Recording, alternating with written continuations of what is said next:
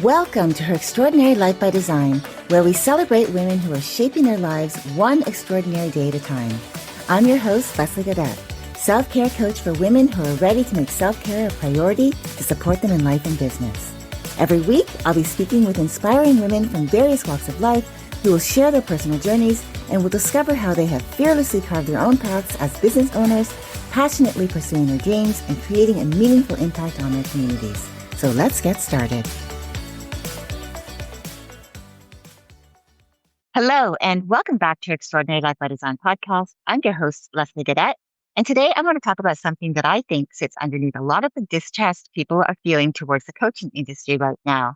I'm talking about the trust recession that people are talking about when it comes to coaches.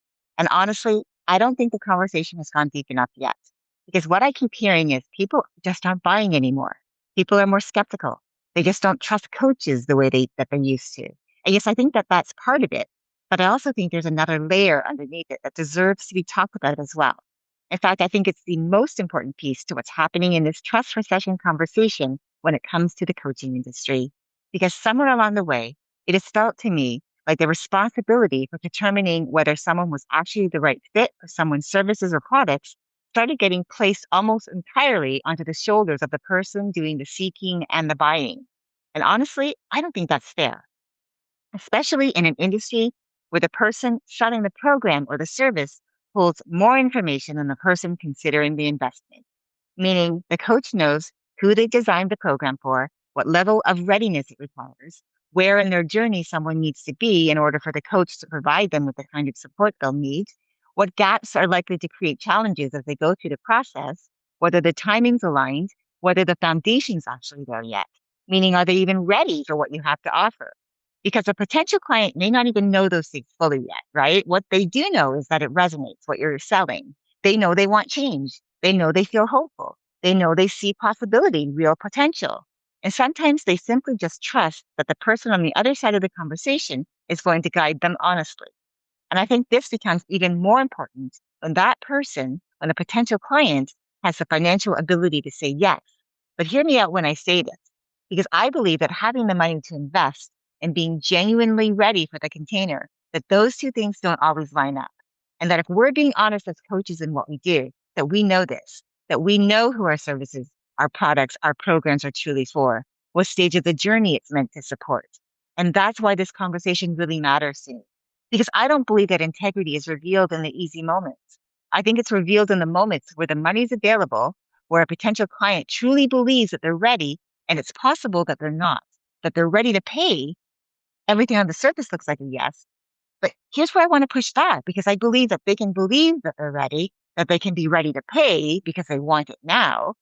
But this is where I believe that a coach who genuinely cares about the people he or she serves has to be willing to have the harder conversation anyways. I truly believe this.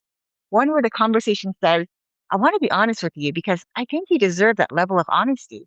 I don't actually think this is the right fit for where you are right now. And this isn't because they're not capable of growth or making it to the next level where it would make sense for them to join your program or get coached by you.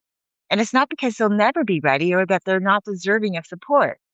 What I'm saying is that I believe that real support requires honesty that can sometimes cost you the sale. And honestly, I think this is the part of the conversation that the coaching industry needs to start having more openly. Because when someone invests in a container that was never actually right for where they were, they don't just walk away disappointed. Many times, if not most times, they walk away questioning themselves, questioning their judgment, questioning their ability to trust that they know what they're doing, and also questioning whether coaching itself or coaches can even be trusted. And that's the part I want to talk about today. Not just the trust recession from the client side, but the responsibility that I believe that we who are coaches carry in either strengthening that trust or contributing to its erosion. Because real influence has very little to do with how good someone is at selling and everything to do with whether they're willing to tell the truth, even when it could cost them the sale, when the easy thing would be just to take the money. You know, what I think is really interesting is that I think there are moments in business where you find out very quickly whether someone's work is actually built on integrity or whether integrity only exists when it's convenient. Because it's easy to talk about values when nothing's being asked of you, right? It becomes much harder though when the money is sitting directly in front of you and you know you could easily get the yes. For example, let's say someone reaches out to you. They've been following you for a while now. Your latest post about your latest offering resonates deeply with her. And when you have your sales call, she's emotional on the call because she feels hopeful for the first time in a very long time. And you can hear it in her voice before she ever says it directly. You can already tell that she wants this to be the thing that finally helps her move her business forward. And as a coach, you genuinely want to help your potential clients. That part's real.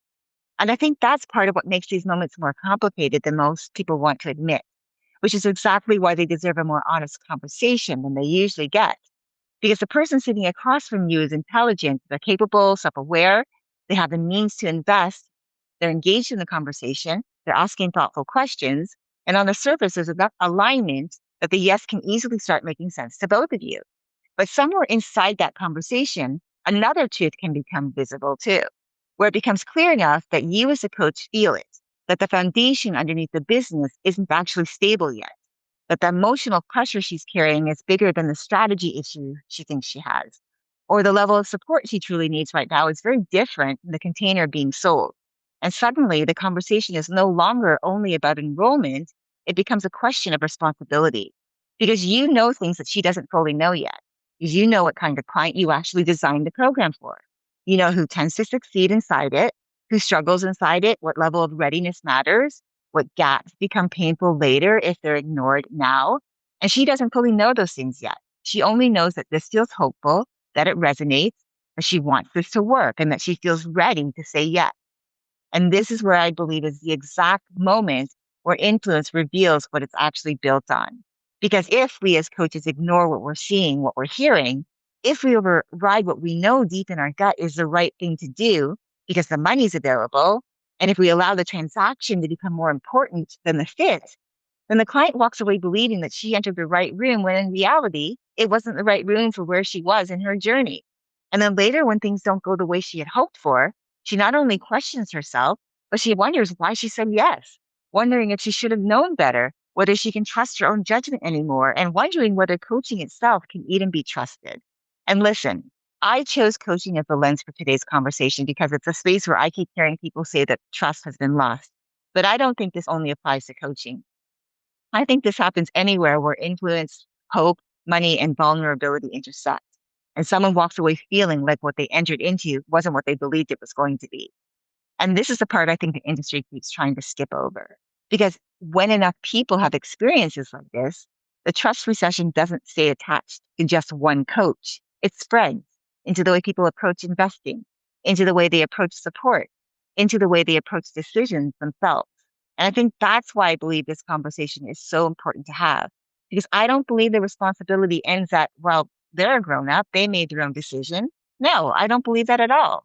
Not when the coach holds more context, more pattern recognition, more understanding of readiness, more awareness of what the container actually requires. I think that real integrity shows up in the moments where someone's willing to say, I don't think this is the right next step for you right now, but I do think you deserve support that actually fits you for where you are right now in your journey. And then they point them in the right direction, not rejection, redirection.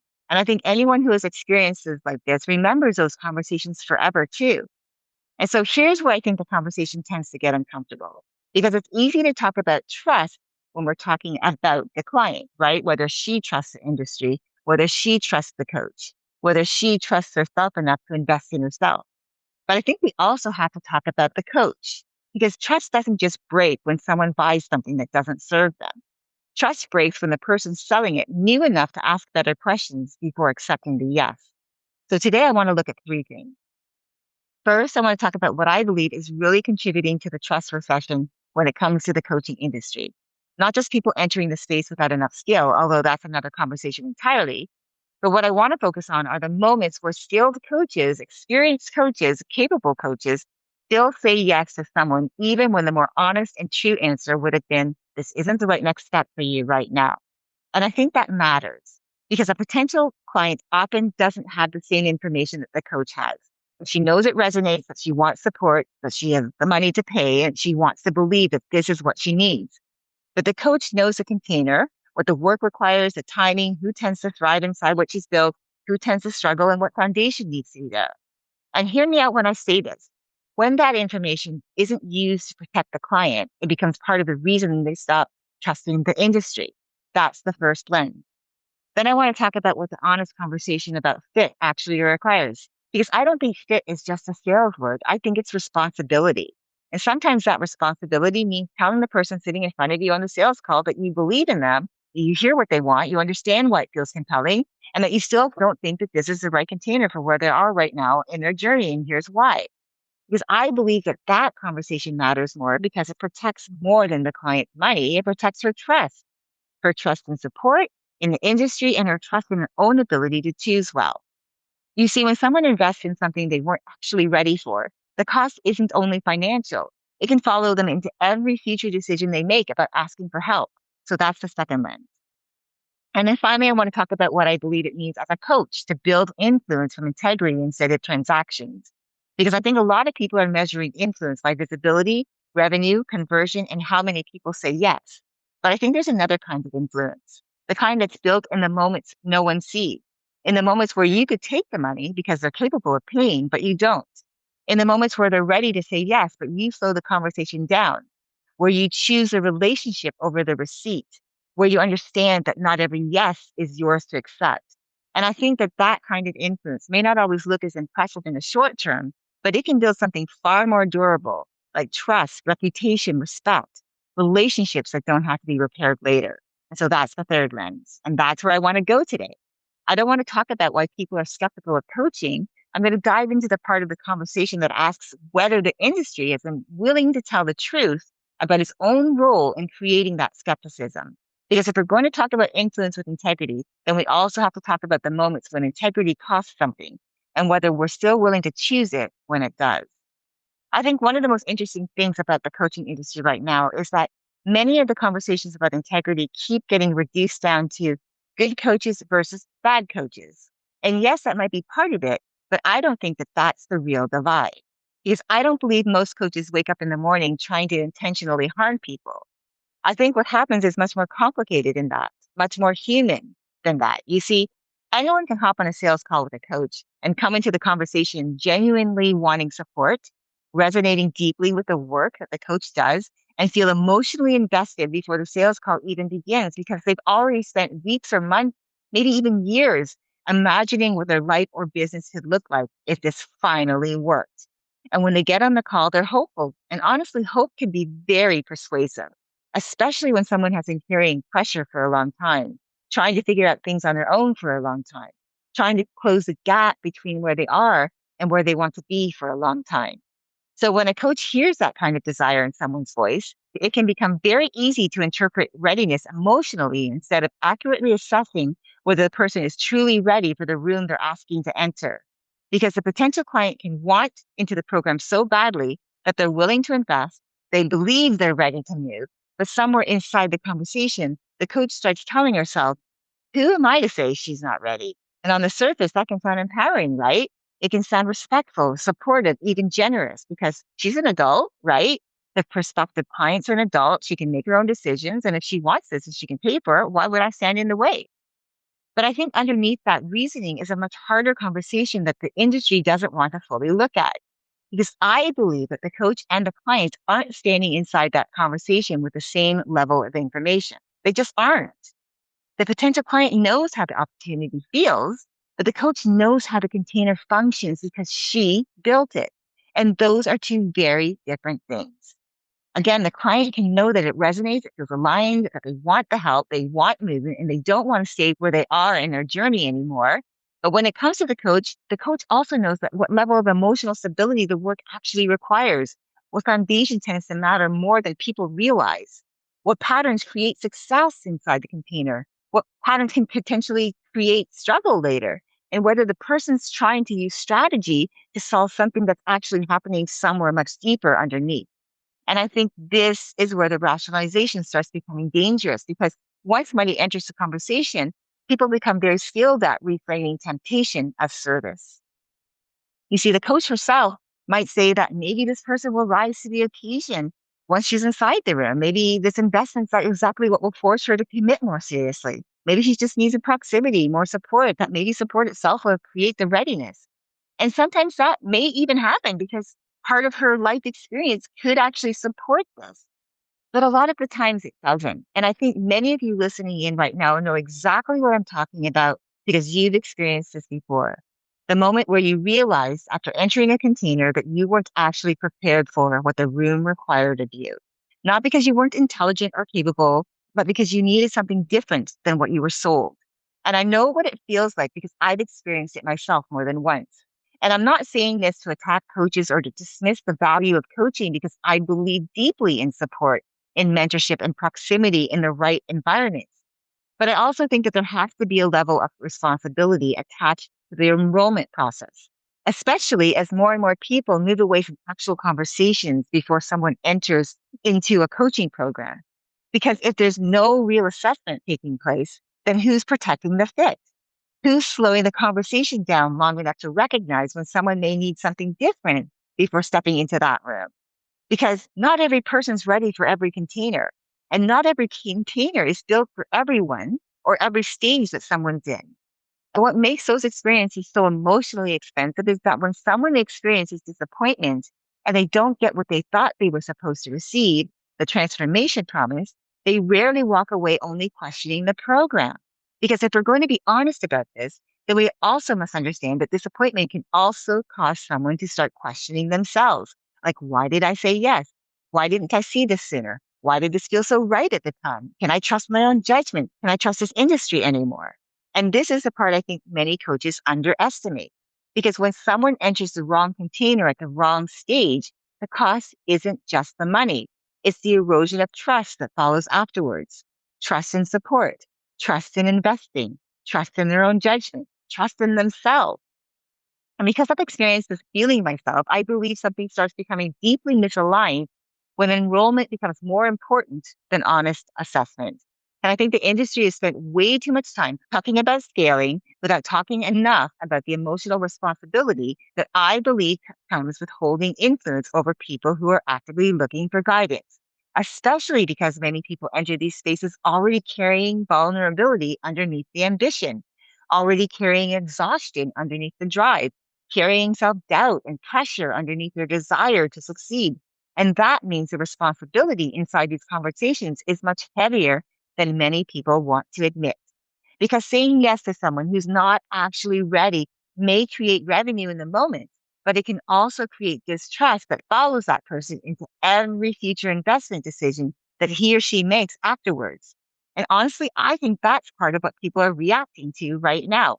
Not just bad marketing, not just inflated promises, but the feeling that too many people stopped protecting the human being once the payment cleared. And that's where this starts costing more than most people want to admit. Because the yes may look clean in the moment. They said yes, the payment went through, the coach enrolled her, the business made the sale. But when fit was never honestly named, that yes can start carrying consequences neither one fully understood in the moment. You see, there's a cost that lands with the client to the erosion of trust that she walked away carrying afterwards. Because although she came in hopeful, she trusted the person holding the room. She trusted that if this wasn't the right fit for her, that the coach would have told her beforehand that when she gets inside the container and she starts realizing something feels off, not because she's unwilling to do the work or incapable of growth, but because the work is meeting her at a level she wasn't actually ready for. So now she's not just trying to learn, she's trying to keep up. She's trying to make the investment make sense, trying to prove to herself that she didn't make the wrong choice, trying to pull value from a room that may have never been designed for where she actually was in the first place. And that does something to a person. Because when you don't get the outcome that you hoped for, you rarely walk away only thinking that the program wasn't the right fit. Most of the time, you start to second guess yourself and ask not only why you said yes or why you trusted it, but also then you start second guessing yourself and think, why did I even think I was ready for something like that? And that's where the cost becomes deeper than the money invested. Because now not only has the client lost money, but they've also lost trust and support and coaching and their ability to choose well, even trust in themselves the next time they feel pulled towards something. And this is the part I think where we as coaches have to be honest. Because when we enroll someone who wasn't actually the right fit, the cost doesn't end when the payment clears. It follows her into the next sales page she reads, into the next coach she considers, into the next possible investment she wants to make but hesitates around, into the next moment where something feels aligned, but her body remembers what happened last time. She has that visceral reaction. That's how the trust perception grows when it comes to the coaching industry.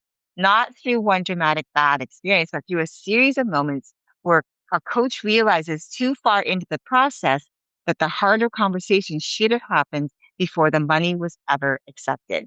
Because sometimes the conversation that risks losing the sale in the moment is actually the very thing that builds the kind of trust that brings the client back later when the timing, foundation, and fit are truly aligned for both of them.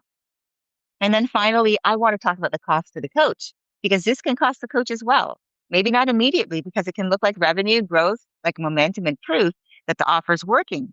But over time, with enough misaligned yeses, that can create a different kind of business underneath the surface. Because when you think about it, clients who weren't the right fit because it wasn't the right timing for them rarely become true advocates, do they? They don't become your biggest fans telling everyone about how great their experience was and how great it was to work with you. And although they may not say anything publicly, they may not even ask for a refund and or create conflict. They'll remember. They'll remember feeling behind. They'll remember feeling like they should have known better, like something was wrong with them. And they'll also wonder whether the coach saw what they couldn't see and said yes anyway, enrolling them into the program, even though the coach knew it wasn't the right time, the right fit, or the right level of support for where that person truly was. And that's why I believe the trust recession is real when it comes to the coaching industry because that memory that someone has of a bad coaching experience becomes part of the coach's reputation, even if nobody ever posts about it. Because reputation isn't only built through testimonials, it's also built through what people don't say afterwards, the referral that never happens, the recommendation they never make, the friend they hesitate to send your way, the conversation where your name never gets brought up because the experience didn't leave them feeling safe enough to fully stand behind it. And that matters because influence doesn't only compound through visibility, it compounds through trust. And trust is built or weakened in the moments where nobody's watching the decision being made. So as a coach, when you keep saying yes to people who are not ready, not aligned, or not right for the container, you may gain the sale, but you also lose something much harder to rebuild. Credibility, depth of trust, referral strength, and the kind of reputation that makes people feel safe before they ever get on a call. And I think this is where, as coaches, that we need to pause and really tell the truth.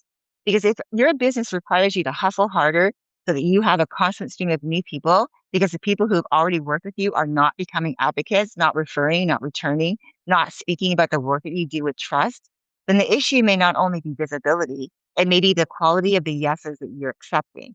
And I know that that may be uncomfortable to hear, but I think it needs to be said because not every yes is clean. Not every paid invoice is aligned. Not every willing client is ready, and not every sale strengthens the business. Some sales create repair work later. Some sales create mistrust. They can create emotional residue and create people who leave with less belief in themselves than they had before they entered. And if that's happening, we have to be willing to look at it because the honest conversation about fit isn't just about protecting the client. It's about protecting ourselves as coaches as well. It's about protecting the integrity of the work that we do, protecting the depth of the relationships that we have with our clients. And it's about protecting the reputation that may have taken years to build, but that can be weakened quickly by only a handful of misaligned yeses. And that's the real cost to the coaching industry. Because when the sale becomes more important than the honest assessment, the client pays first, but eventually the coach pays too. And sometimes the industry pays with the trust that keeps wondering why it lost it. And I think this is where the possibility for a different kind of relationship with influence can begin in the coaching industry. Not when the industry becomes perfect or when every client comes into the room with full clarity about what they need, what they're ready for, and what kind of support will actually serve them, because that's not how human beings work, right? Especially not when desire, urgency, hope, and pressure are all sitting in the same room. I think the possibility for things to shift begins in a much more honest place, beginning in the moment that coach stops asking, can she pay? And instead starts asking, will this, what I have to offer, actually serve her? Not will this create another enrollment or help me hit the number I wanted to hit this month, but will this actually serve the woman in front of me based on where she is in her journey right now? Because I believe that when we approach people from a transformational mindset instead of a transaction, and we ask ourselves, how can we best serve this person who's sitting across from me? I believe that it's questions like this that have the potential to change everything. Because now the conversation is no longer just about getting the sale. It becomes about stewardship, about what genuinely serves the person sitting in front of you, sale or no sale. And I know that word of stewardship may feel heavier than what most people usually want to attach to business, but I think it belongs here. Because when someone comes into your world and they trust you enough to say, I think this might be what I need, there's incredible responsibility in that. And I'm not talking about rescuing people, deciding their lives for them, or removing their agency, but actually taking responsibility to tell the truth from the side of the conversation that holds more context. Because, like I've said before, the coach knows what the client can't fully know yet, right? She knows the container, she knows the work, she knows the pace, she knows what the program requires, what kind of foundation matters, and when someone is likely to thrive and when they might not. And she knows when someone may be trying to buy a level of support that just doesn't actually match where they are in their journey right now. And this is where I think integrity becomes extremely important because it's easy to say my work is rooted in integrity. It's easy to put words like trust, safety, care, and alignment on a website. And it's easy to talk about client centered work when nobody's asking you to give up the sale. But the real most important moment of integrity is different because it happens when somebody's ready to say yes. And you know there's another conversation that needs to happen before you accept it. One that says, I hear how much you want this. I can feel how much you believe that you're ready to move. I believe that you're capable. But right now, I just don't think this is the right container for you. And it's not because you're not smart, capable, and willing to grow. It's because I want the best for you. And I want you to succeed. And if I were to take your money and enroll you into this program right now, I don't feel that I would be setting you up for success. You see, I believe that you can have that conversation and point them in the right direction. And if they're truly the right client for you, they'll remember that experience and how you showed up for them and they'll come back. And even if they don't come back to you as a client, they'll remember that you handled their trust with care and they may even send people your way because of it. That's not rejection, it's redirection because rejection shuts the door and leaves someone feeling dismissed. But redirection protects the person from entering a room that was never going to hold what they actually needed in the first place. And this is where I believe the coaching industry has an opportunity to mature because the question can't only be, how do we get more people to trust coaching again? The question has to become, are we becoming trustworthy enough for the kind of trust that we're asking people to place in us? Because trust doesn't come back because the marketing gets better. It comes back when people experience something different, when they feel the difference between being converted and being cared for, when they can tell that the person across from them isn't just listening for the yes, they're listening for the truth. And that kind of listening is different. It hears what's being said. It hears what's underneath what's being said. Urgency, fear, hope, pressure, the desire to finally have something work. The part where someone's already trying to convince themselves that this must be the right next step because they're tired of carrying the weight alone. And when a coach can hear all of that and still stay honest, that's influence with integrity. Not influence as persuasion or as pressure or as getting someone to see the value, but influence as the ability to hold enough steadiness that the other person doesn't have to be the only one responsible for protecting the truth in the room. And that's why I wanted to have this conversation today, because I believe that a potential client shouldn't have to carry all of the responsibility for knowing whether she's the right fit or not. Not when the coach holds more information, not when the coach knows the container better, and not when the coach understands what readiness actually looks like for that work, where fit stops being treated like a box someone checks after she paid and starts being treated like an ethical responsibility before she ever enrolls. Because I'll preach this all day long. Fit isn't just whether someone can afford it. Fit is whether the room can actually serve her, whether the timing makes sense, whether the program was built for the kind of foundation that she currently has, and whether saying yes would actually strengthen her trust in you, in herself, or eventually leave her questioning why she trusted herself to say yes in the first place. And I think that the coaches who understand this, that they can build a very different kind of business, one that carries a different feeling. Because when someone knows that you would tell them no, if no was the more honest answer, you become more trustworthy. That's the part I think this industry misses. That saying no when it matters doesn't make people trust you less. It makes them trust your judgment more. Because now the client knows that you're not simply accepting me because I can pay. You're accepting me because you genuinely believe this is the right room for me right now. And that creates a completely different kind of safety in the room, doesn't it? Because although it doesn't guarantee outcomes, it does relay that this person isn't going to use my hope against me. And that matters, especially in an industry where so many people have already walked away from investments, wondering whether their desire to grow made them easier to sell to. And I think that's one of the deepest wounds underneath the trust recession. Not just that people bought something that didn't work, but that somewhere inside the experience, they felt their hope was handled carelessly, that their urgency was monetized, that their readiness was assumed, their payment was accepted, and that the honest conversation that should have happened before enrollment never happened. But when a coach chooses to have that conversation, even when it costs for the sale, it's in that moment that it becomes more powerful than most marketing ever could. Because as I said before, that person, they'll remember being protected, being told the truth, and they'll remember that someone saw the difference between her desire and her readiness and cared enough not to let her buy her way into a room that wasn't built for her yet. And like I said, she may not become a client that day, but she may become something far more valuable. Someone who trusts you, someone who respects you, someone who tells another woman that they can be sure that if they get on a call with you, that you will tell her the truth. And that's true influence with integrity.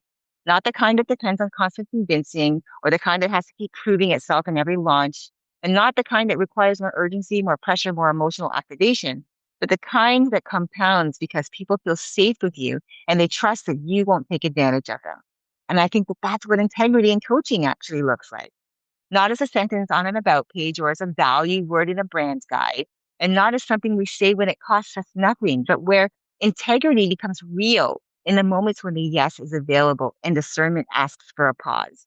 Where in the moment you can feel that part of you that wants to accept the enrollment, the part of you that sees the revenue, that knows the client's willing, and you could justify it by saying she's an adult, she made her choice, she wanted this. And instead of allowing the sale to make the decision for you, another part of you tells the truth. Not this way, not right now, not in this container, not if I know there's a better place for her to begin. That's the moment. That's the kind of moment that decides whether influence becomes transactional or whether it becomes something people can actually trust. Because I don't believe that the industry is going to rebuild trust by demanding that clients stop being skeptical. In order to do that, it's up to the industry as us as coaches to be willing to be more careful with the yeses that we accept, more honest with the fit, more responsible with the power that we hold in the conversation. And I think the coaches who do that, the coaches who are willing to tell the truth, even when it costs them something, I believe that those are the ones who will build influence that doesn't have to be forced because trust isn't manufactured. It's earned in the moments most people never see. So I want you to sit with this for a moment because this is the kind of conversation that can be easy to agree with in theory, that of course integrity matters, of course fit matters, of course we want people we work with to be supported well. But I think that when we stop thinking about integrity as something we believe in and we shift our focus and start looking at the moments where it actually asks something from us and whether we're willing to honor what we knew was a more honest thing to do, that matters. Because if you're a coach, you're a mentor, a strategist, a service provider, a guide in any capacity, there has likely been a moment where someone wanted to work with you. They were interested, they were leaning in, they were willing, and maybe they had the money. Maybe they were already imagining themselves inside the work before the conversation was even complete. And maybe if you're being really honest with yourself, maybe there was also something in the conversation that gave you pause, where some part of you noticed that maybe the timing wasn't right, the foundation wasn't there yet, that maybe what she truly needed was bigger than what the container was actually designed to support. That maybe she wanted the outcome, but she hadn't fully realized that the process would require something from her that she wasn't fully ready to hold yet. And again, this is where the clarity is still missing for her, right? Because maybe she was saying yes from pressure, urgency, or exhaustion more than actual readiness. And maybe part of you that noticed that also had to sit beside another part of you, the part that knew that the sale was available, that knew the revenue would help boost your bottom line, that knew you could somehow justify the yes. And yet my question for you is this. Was there ever a moment where the more truthful conversation would have been harder than accepting the yes? Not because that you're a bad person or that you don't care or because you intentionally set out to harm anyone, but because although integrity is tested in moments where everything's obvious, it's also tested in moments where you could make the yes make sense, where the person's close enough to the fit and you can justify it, where the money is there, the desire is there, the language sounds aligned enough, where the part of you that wants to serve and the part of you that wants to fail start standing very closely together. And that's the moment I want you to think about. I want you to think about the almost yes. The one where something in you knew deep down that there was a deeper conversation to have before even considering enrolling. So did you have a moment like that where you paused or did you just move past it because the client was ready to pay? And again, I'm not asking that from judgment. I'm asking it because this is where the real work of integrity lives. Not in the language we use to describe our values, but in the moments where our values interrupt our convenience. Because sometimes the question isn't, did I sell something valuable? Sometimes the question is, did I tell the whole truth about whether this was the right room for her, the person sitting across from you right now. Did you protect the fit? Did you name what you were seeing? Did you slow the conversation down when her desire was even faster than her readiness? And most importantly, did you respect and honor her enough to risk disappointing her in the moment so that you wouldn't contribute to a deeper disappointment later? That's what I want to leave you with today. Where have you accepted a yes when integrity was asking you to pause first? Where have you let willingness, desire, or ability to pay stand in for true readiness? And where might the most honest thing not have been to close a sale, but to have had the conversation that protected the person, the relationship, and the trust attached to your work? Because I think for those of us who guide, who support, coach, mentor, or lead others, this is a question worth examining, not as shame, but as responsibility. And honestly, I think if you truly want trust inside the coaching industry to heal, then conversations like this need to become more normal. The honest conversations, the nuanced conversations, conversations where we're willing to speak openly about discernment, responsibility, ethical tension, pressure, readiness, integrity, and the complexity of guiding other human beings well. Because I don't believe the industry becomes more trustworthy by pretending that these moments don't exist. I think it becomes more trustworthy when we as coaches are willing to talk honestly about them, when integrity becomes more than branding language, when transparency becomes more than marketing, when coaches are willing to have the conversations that protect people, even when those conversations are uncomfortable. And at the same time, I also recognize that many women carrying these kinds of conversations internally, you may want somewhere where you can speak about them honestly too, without worrying about perception, about reputation, or needing to manage how you're seen professionally while you're still sorting through something as human as this, right? Which is one of the reasons why I've been building something behind the scenes, something I'm currently calling the Faceless and Nameless Gatherings. And the idea is simple: no faces, no names, no titles, where you don't have to worry about branding, polished positioning, where there's no pressure to sound fully resolved, certain, evolved, or even perfectly self-aware. Just women in a room, holding space together, speaking honestly about the things they've been carrying underneath the roles they hold publicly, the conversations underneath the leadership, underneath the expertise, underneath the image of being the one who knows. A space where women can speak openly about discernment, pressure, regret, ethical responsibility, self-trust, the weight of influence, moments that shape them, moments they're still trying to understand. And if you're listening and you recognize yourself somewhere inside the tension that we talked about today, I'd love to know whether a space like this is something you'd want to be a part of. So I want to hear from you.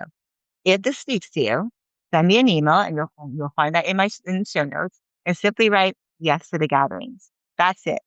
No explanation needed, no perfectly worded message, just yes. Because I think a lot of us are looking for the same thing right now. Somewhere where we can finally speak openly and honestly without feeling like we have to turn our humanity into a performance first. I think that coaching industry is at a point where polished sales language is no longer enough. Not because selling is wrong, because I don't believe that selling is the issue. What I take issue with is what happens when the sale becomes more important than the responsibility attached to it. Because anyone can say they care about their clients, anyone can say that their work is rooted in integrity, and anyone can write the words trust, alignment, service, and transformation on a sales page. But integrity isn't proven by the words we use when someone's ready to pay. It's proven by what we're willing to say when the payment's available and the fit isn't. Because for me, that's the moment where the real standard lives, not in carefully written promises of what the work can do, but in the private conversations where someone's ready to say yes and something in you knows that the more honest answer may be not yet or not this. And I think that that matters because trust isn't built through persuasion. It's built through protection, through honesty, through the kind of integrity that doesn't disappear the moment that money enters into the picture.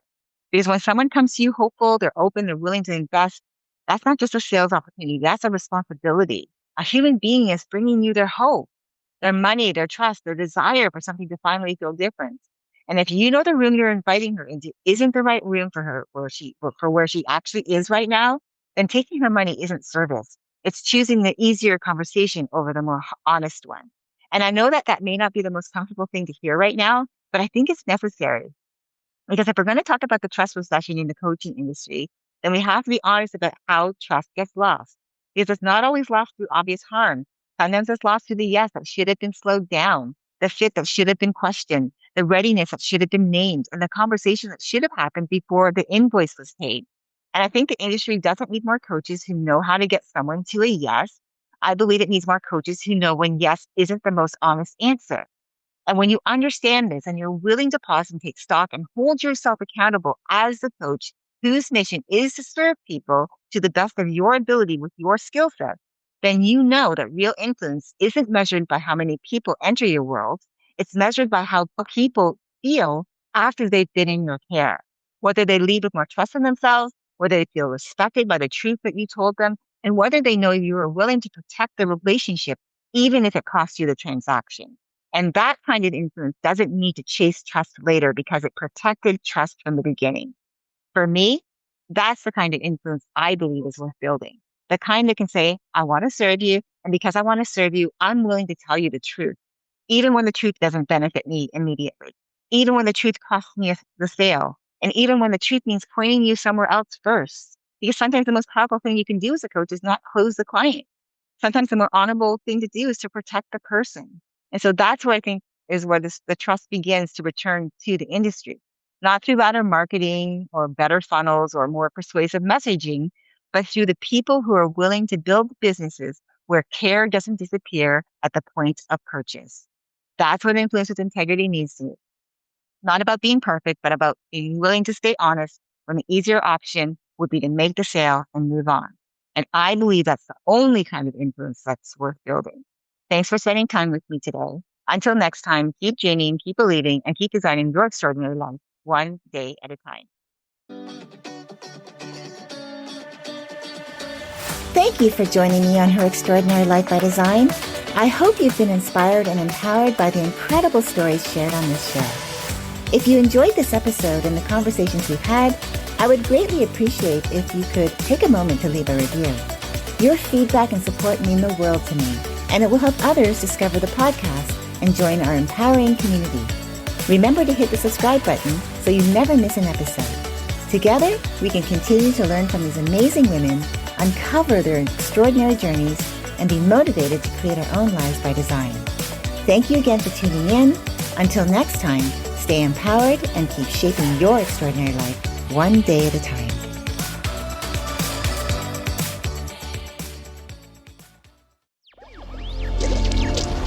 Electric acid.